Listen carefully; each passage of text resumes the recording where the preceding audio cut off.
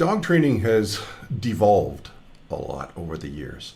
Um, it's now like I've always referred to myself as a companion dog trainer because I find that in the dog training world, the curriculum that is selected is far more to be a reflection of what you might need to do in some sort of obedience competitions, which really aren't obedience competitions. They're just theatrical performances.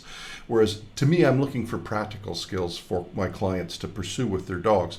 Things that are going to give their dogs freedom, give them freedom, keep everybody safer. So, rather than, you go to a class and you watch watch these things and people are doing geometric patterns around pylons while they're staring at their dog like they're trying to bend a spoon with the power of their minds. And it's become so treat-centric that it's far more about teaching a dog a trick rather than a useful skill. So this is just a short little activity that you can use to help your dog understand who's the teacher and who's the student, keep your dog a little bit safer, and just help the dog understand what they're allowed to put in their mouth and what they're not allowed to put in their mouth.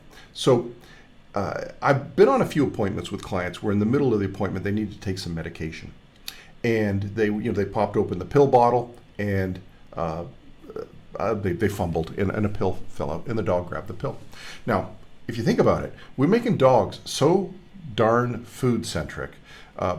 Where that's what their priority. It's not us. It's they're working for the treat, not us. And so kitchens, they're always kind of looking for things. That's why one of the practical exercises I encourage people is to teach a dog how to stay put on a mat while they're making dinner, emptying a dishwasher, anything that's food oriented, preparation, consumption, or cleanup.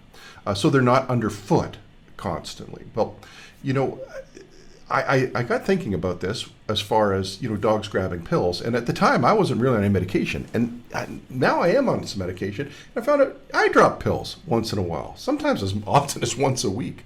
And they're small, they're hard to find. And so I got thinking about it, and I thought, I'm going to contact some veterinarians and find out how often do they run into situations where they're getting clients calling them. Because I had an idea of what I thought we would do with, particularly older clients that are more likely going to be on medication on a regular basis. And much to my surprise, the veterinarians I did talk to said, yes, we get a fair amount of poison concern inquiries. And so it's just like older people.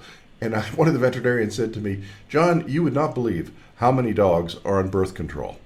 So everybody drops pills. It's not necessarily going to be fatal to a dog, but it's not necessarily going to be good for the dog. So my idea was basically I bought wholesale just a pile of these prescription bottles. And that kind of looks like a prescription on it, but if you really look closely, you'll see it's just my business card. So I just bought a bunch of dried liver in bulk, and I just put a bunch of them in there. And so what I've done is I start to spend a little time with my clients teaching them how to drop a pill that's not a pill. So if they fumble here and the dog gets it, there's no harm done. And teach the dog, listen, did I put that in your mouth? Then you're not supposed to touch it. Is that in your bowl? You're not supposed to touch it.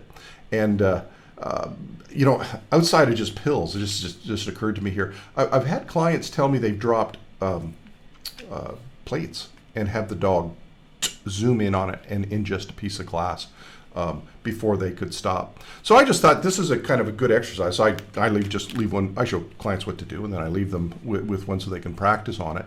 So there's no harm done. But I think it's probably worth, with the amount of prescriptions that people can be on, it's probably worth spending a little time pill proofing, or in reality poison proofing our dogs, so that they're a little bit safer, and we can be free to be a little bit clumsy if we have to be.